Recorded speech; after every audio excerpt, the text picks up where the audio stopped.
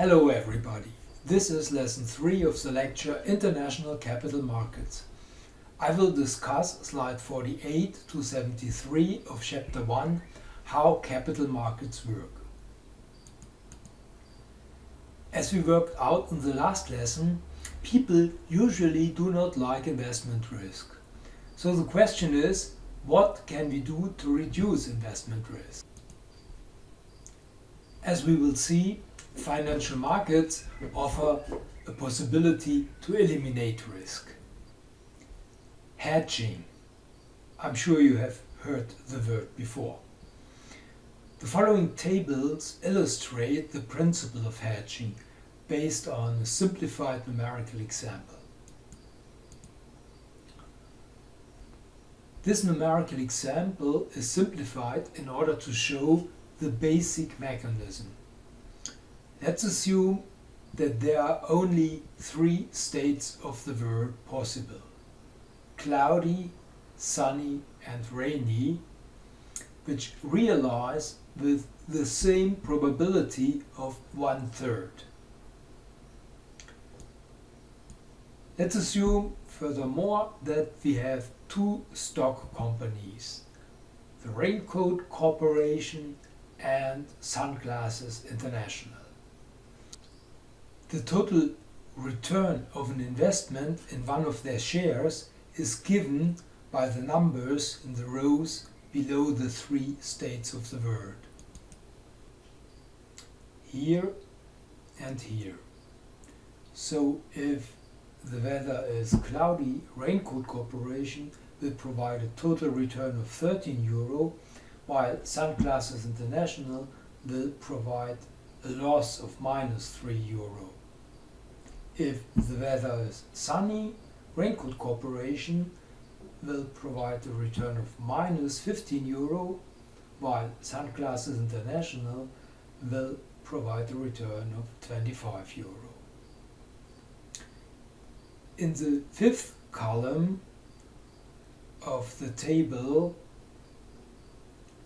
the mean return over all 3 states of the world is given. For both companies it is the same, €5. It is equal to the expectation value of the return, since we have assumed the same probability of 1/3 for all 3 states of the world. In the 6th column, the variance of the 3 total returns is given. We will later take a closer look how a variance is calculated. As is obvious, the variance is the same for the return of both companies, 203. As we will see in chapter 2, it is, at least from a theoretical point of view, plausible that the stock of both companies has the same market price under such conditions. Same expected return and same variance. So as an investor, we have to decide whether we should invest all our money in the stock of one of both companies, or whether we split up our money and invest a part of it in Raincoat Corporation stock and the other part in the stock of Sunglasses International. If we invest all our money in the stock of Raincoat Corporation, the average return is €5. If we invest all our money in the stock of Sunglasses International, the average return is €5 too. The investment risk of a single stock investment is the same for both companies, since the variance is equal to 203 for both companies. From this point of view, it should make no difference whether we invest in one of both companies or share our money between the stock of both companies. However, as this row shows, a portfolio investment where we share our money let's say 50-50 between both companies, yields a stable return of €5, no matter what state of the world realizes. As a result, the variance of this portfolio return is 0. How is this possible? Now, if we calculate the correlation coefficient, a statistical reference number which we will discuss later, the resulting value is -1. This means that the return of both stock companies is perfectly negatively correlated. Intuitively spoken, if the return of Raincoat Corporation is low, because the weather is nice, Sunglasses International will make a high return.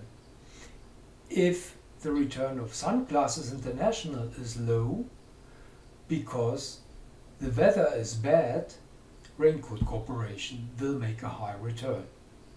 So if we share our money equally between both companies, we buy a hedge against bad weather as well as against good weather.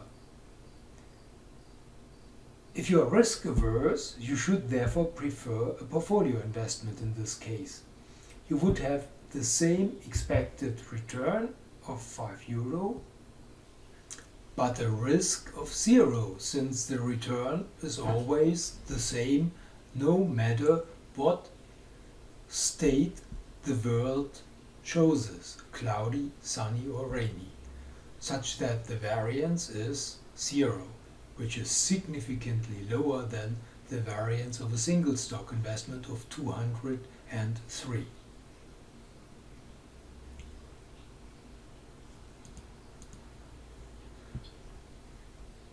To understand the importance of the negative correlation of the returns, it is useful to compare the first numerical example with this one, where the return of Raincoat Corporation and Umbrella Unlimited is perfectly positively correlated. In such a case, it is clear that a sharing of the invested money between both companies does not make any difference to a single stock investment. The expected return in this example is always the same, and the variance too. In such a case, the correlation coefficient equals exactly 1. So this is an example where hedging is not possible. In reality, perfect negative correlation of investment returns is as seldom as perfect positive correlation.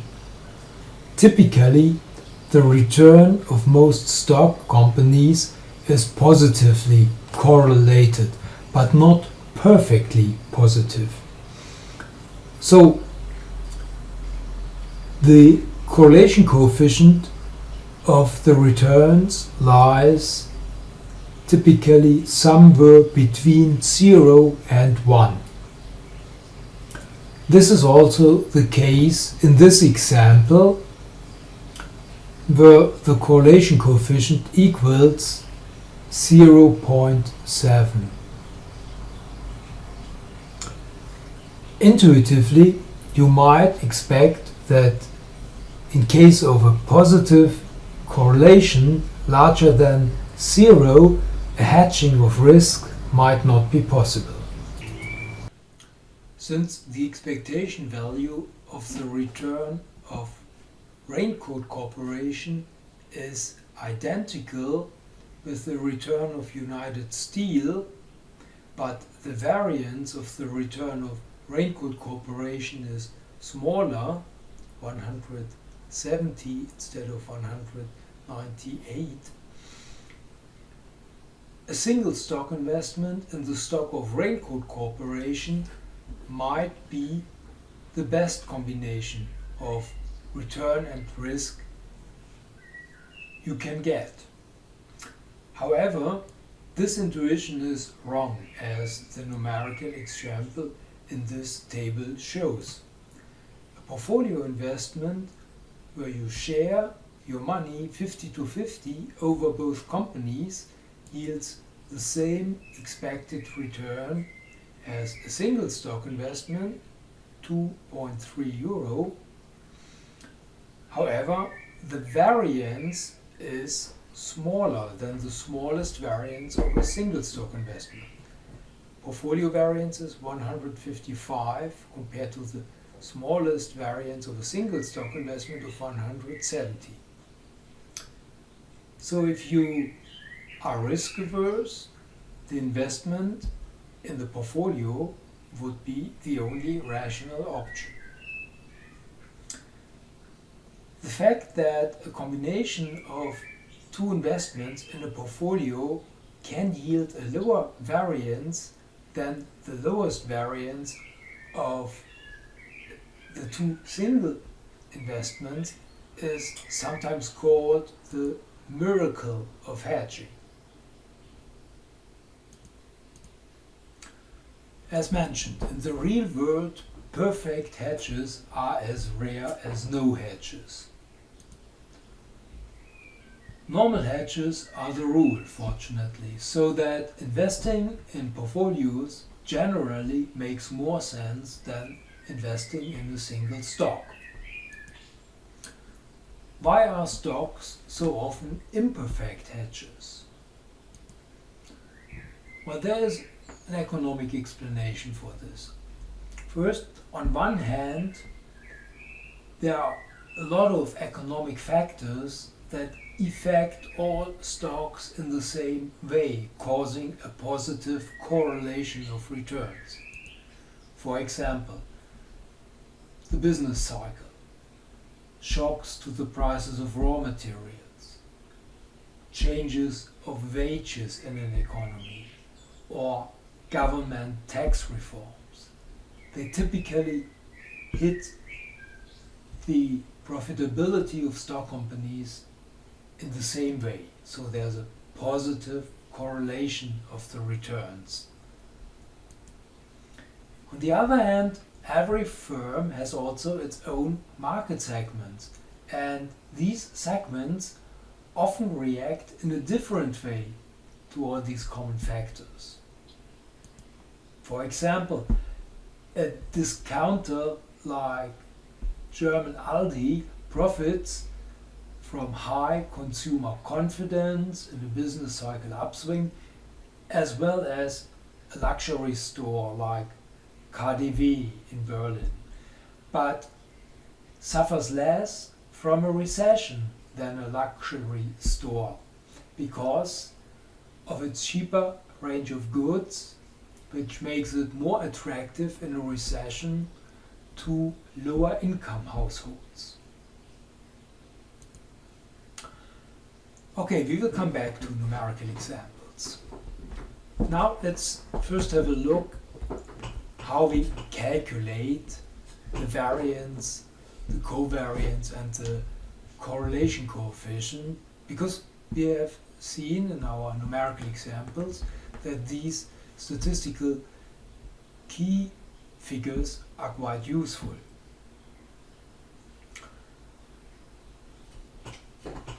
The variance equals the mean, the average, of the squared deviations from the mean. So we calculate every realization of a return and subtract it from the mean, take it to the power of 2. That is the squared mean deviation. We will later make an exercise where you can use this formula. And how do we compute the covariance? In a similar way, it is the mean, the average value, of the product of the mean deviations of the return of two different stock companies. Stock company A in this example and stock company B. So we take these mean deviations not to the power of 2, but we multiply it with the mean deviation of the other stock company.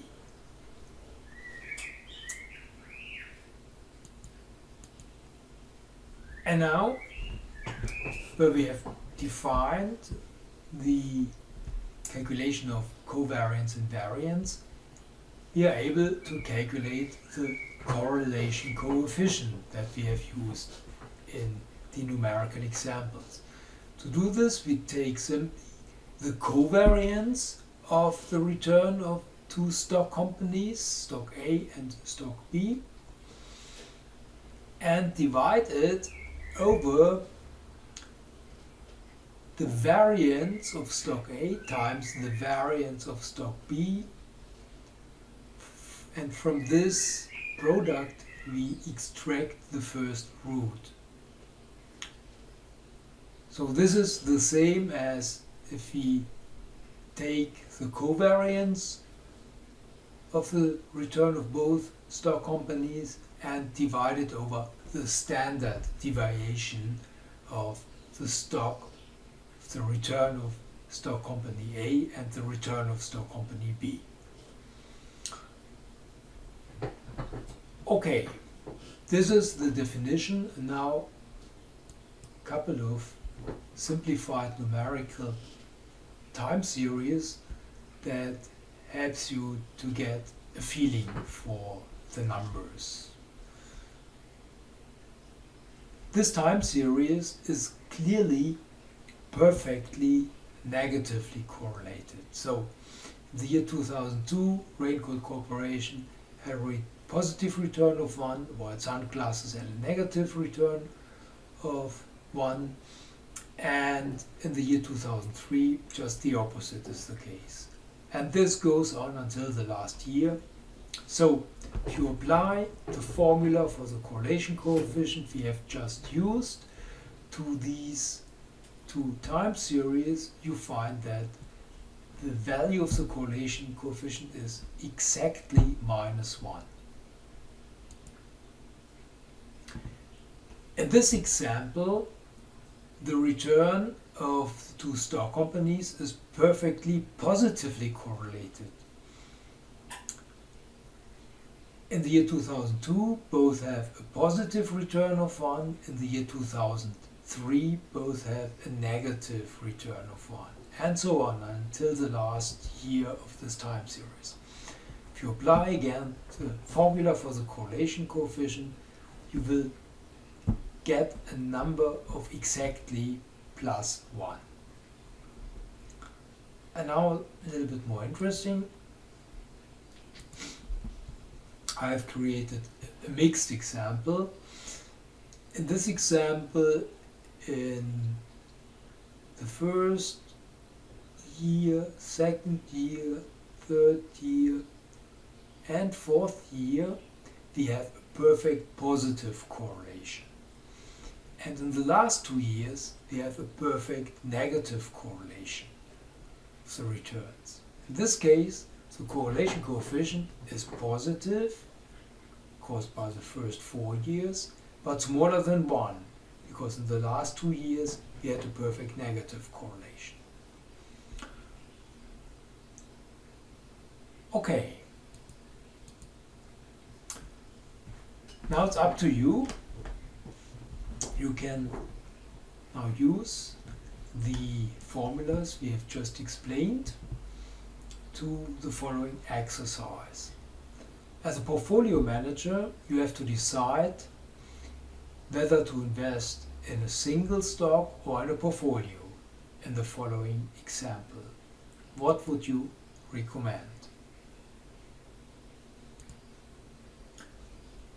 So this table helps you to correlate the variance, the resulting covariance, and then finally the correlation coefficient.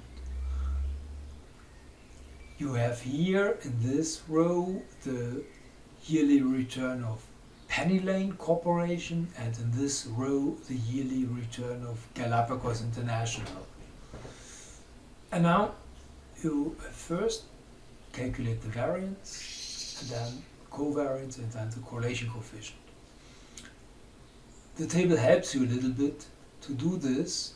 So what you should do is first calculate the mean, then the mean deviation, the difference between the mean and the actual realization of the return, and here the squared mean deviation.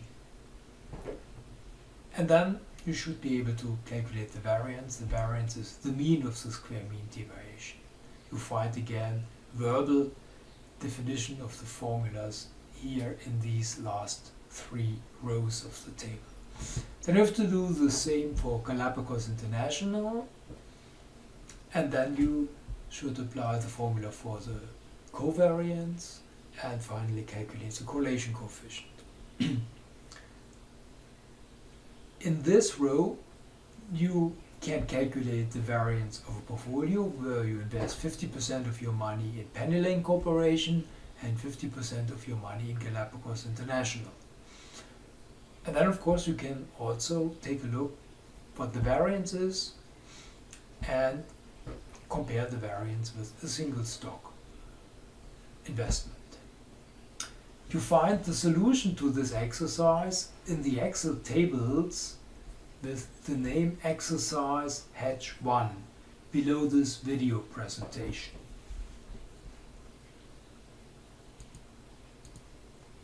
This is the second exercise, the same task, but we have now different stock companies with different returns, most likely different variances and covariances.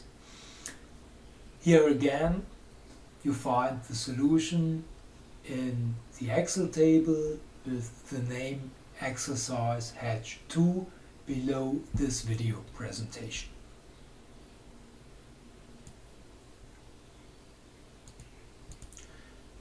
In newspaper reports or internet information platforms, you typically will not find correlation coefficient for all existing stock. That would be too cumbersome. What you find is the market beta of a specific stock. And this is a statistical key figure I would like to explain next.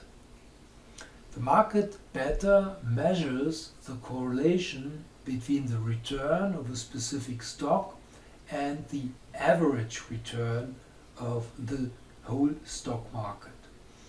It is published for nearly all stock companies. It can be used to evaluate the hedging qualities of a single stock.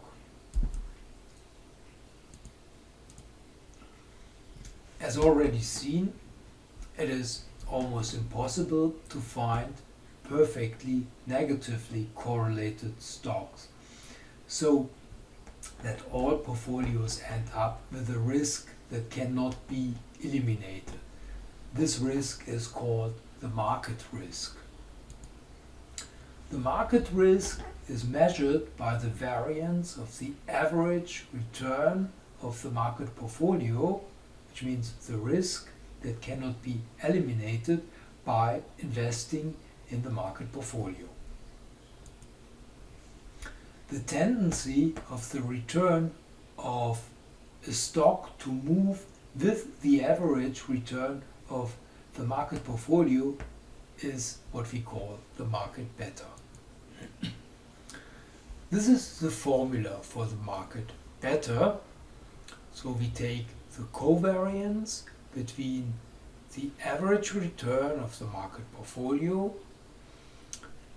in relation to the return of the specific stock company we are interested in this case stock company A. And then we divide this covariance over the variance of the return of the market portfolio. As we will see in chapter 2, the market beta plays a central role for the evaluation model of stock, the so-called capital asset pricing model. The following graphs visualize the interpretation of the market beta. A market beta of 1 means that the stock return of company A moves exactly as the market does. A beta of 2 means that if the stock market return moves up by 10%, the return of stock company A moves up by 20%. A beta of 0.5 means that if the stock market return moves up by 10%, the return of stock company A moves up by 5% only. So this means adding a high beta stock to a portfolio means increasing the portfolio risk, while adding a low beta stock to a portfolio means reducing the portfolio risk. This is the graphical exposition of a market beta of 1. On the x-axis here, we measure the average return of the market portfolio. On the y-axis here, we measure the return of stock company A. If the market beta is exactly equal to 1, a return of the market beta of 20 goes hand in hand with the return of stock company A of 20. While the return of the market beta of minus 20 goes hand in hand with the return of stock company A of minus 20. As a result, stock A is just as volatile as the market. So adding stock A to the market portfolio does not change portfolio risk.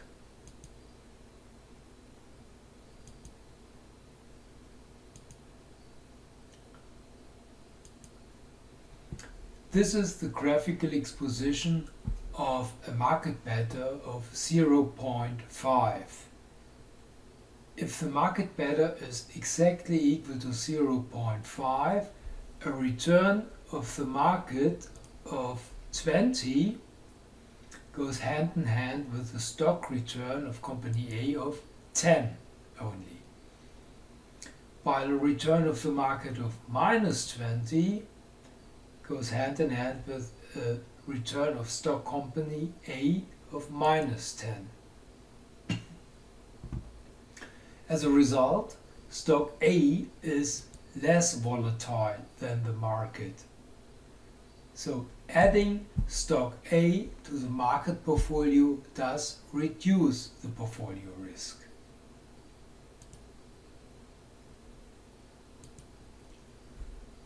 This is the graphical exposition of a market beta of 1.5.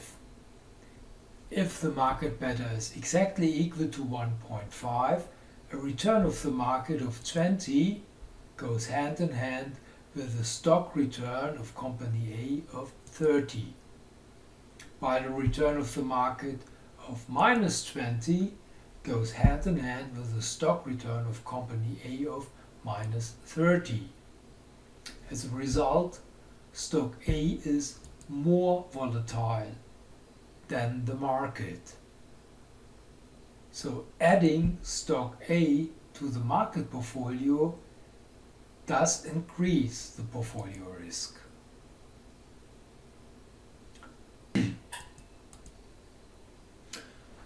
Now let's make another exercise.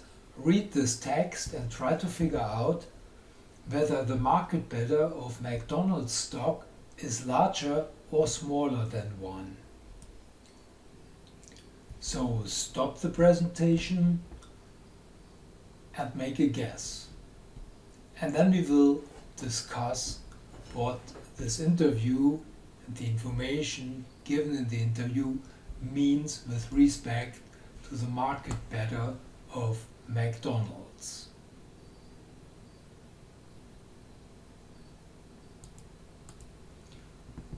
As the CEO of McDonald's, Jim Skinner, has explained, the revenues of McDonald's is quite recession resistant, since in a recession people change from more expensive restaurants like Denny's or Applebee's to McDonald's. As a result, McDonald's can profit from a recession up to a certain degree.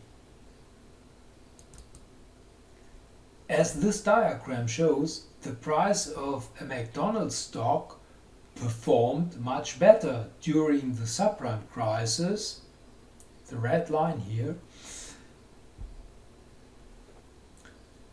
than the Dow Jones index, the gray line here, which represents the average prices of the 30 largest stock companies traded on the New York Stock Exchange. Only when the Lehman Brothers bankruptcy happened on September 15 of the year 2008, in this point of time here, even the stock of McDonald's declined. But up to this point, the red line here shows that the stock of McDonald's performed better than the average market, as measured by the Dow Jones index. These characteristics of the stock of McDonald's is perfectly reflected by its market beta, which is significantly smaller than 1, just as we should expect. A typical cyclical stock, like car producer General Motors, has a market beta which is significantly larger than 1.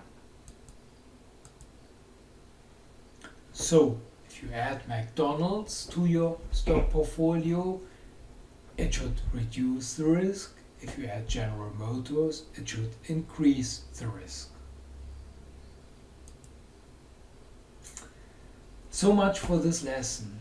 In the next lesson, I will survey a couple of basic evaluation techniques which we will need in Chapter 2.